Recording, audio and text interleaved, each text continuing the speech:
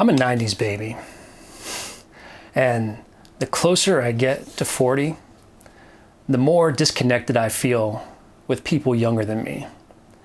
To use slang of Gen Z, 90s were a vibe, man.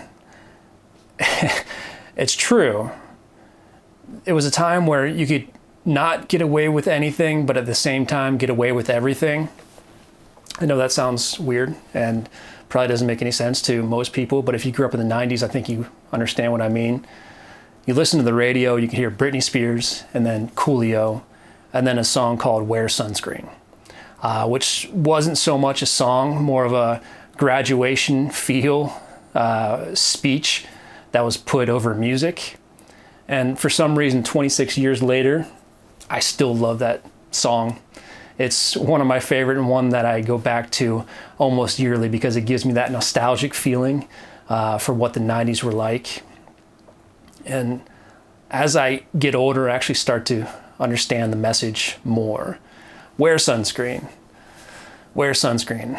I wonder, or I start to think about, what if I would not have worn sunscreen my entire life?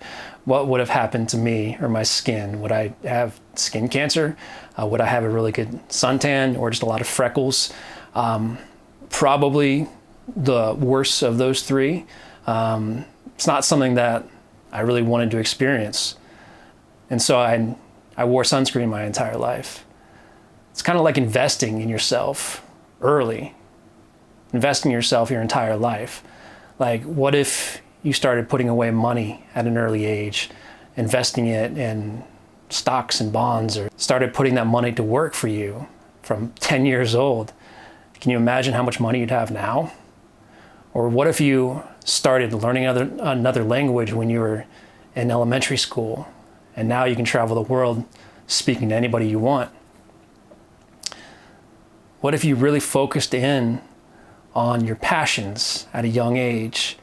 Can you imagine where you'd be with your career or your life now? I know talking about that in retrospect is just silly because we can't go back and change the past. But there's a good likelihood you have a lot of life left in front of you.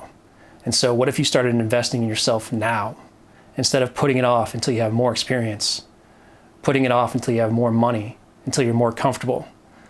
The honest answer is, you're never going to have enough experience. You're never going to have enough money to be comfortable. You will always push that target down the line.